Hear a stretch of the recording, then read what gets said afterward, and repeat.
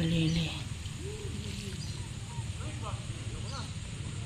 Kung hindi sila magtutulungan para maalis ang water lily sa dinadaongan nila, hindi sila makakapalaot. Kaya sa mga ganitong pagkakataon, kailangan nilang magtulungan, magkaisa. Hindi lang para sa kanilang samahan, kundi para sa kanilang pamilya. Dahil pag hindi nila inalis yan, bara sa daanan ng mga pangmalakaya nila, hindi sila makakapaghanap buhay. At alam mo na kung anong susunod. Posibleng magutom ang pamilya nila.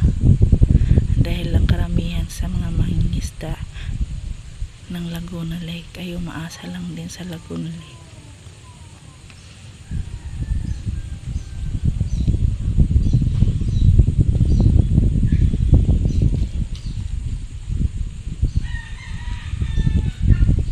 Sila yung masasabi mong porsigidong kumita. Hindi para sa kanila o para sa vision na. Yun ay para sa kanilang pamilya. Kaya kahit palamig ang tubig, umuulan, mahangin, wala sa kanila yun. Huwag lang kumalamang sigmura ng pamilya nila.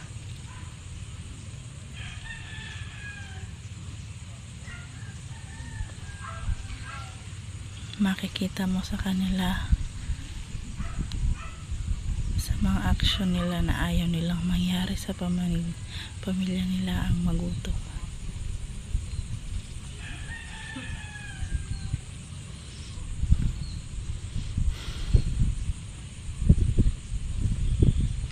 Nakakatuwang isipin na sa ganitong may kalamidad, ang Pilipino nagtutulungan pa rin. Kahit na kung tutuusin, sila mismo ay kailangan tulungan. Sila mismo nagkakaisa at nagiging malakas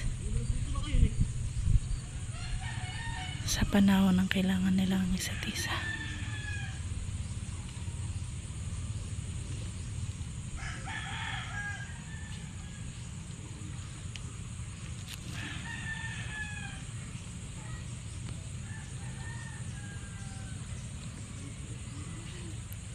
Napakalawak ang kailangan nilang linisin bago pa makalabas ang kanilang pangmalakaya. Kaya kung isipin, napakalaking sakripisyo ang ginagawa nila para sa pamilya nila na umaasa din sa Laguna Lake. Minsan kailangan nilang pangalagaan ng Laguna Lake sa pamamagitan nito.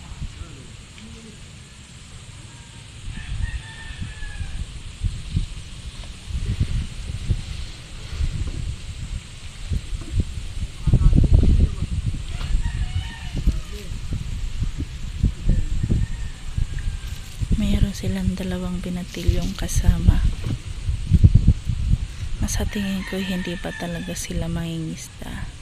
Kumbaga ay isinama lang sila ng ama nila para tumulong sa paglilinis nitong nakabarang water lily sa kanilang pantalan. Pero in the near future, sila rin ang tutuusin makikinabang dahil sa mga susunod na henerasyon. Sila rin ang henerasyon ng mga mangingisda ng Laguna Lake.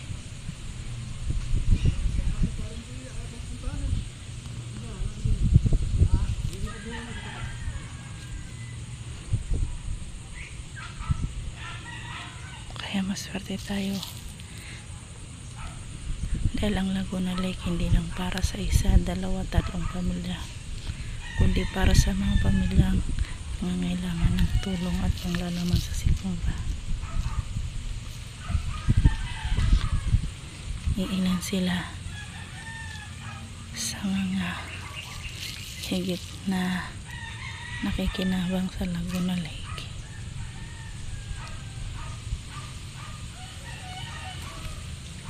Malayo pa man ang bubunuin nila, na kung tutuusin talagang sadyang napakahirap gawin niya. Pero kailangan nilang suungin at pagtiyaga alisin para makalabas sila at makapaghanap buhay. Nag-iilang pamilya ang umaasa na pagdating ng alas 12 ng tanghali, meron na silang mailuluto at maihain sa kanyang pamilya.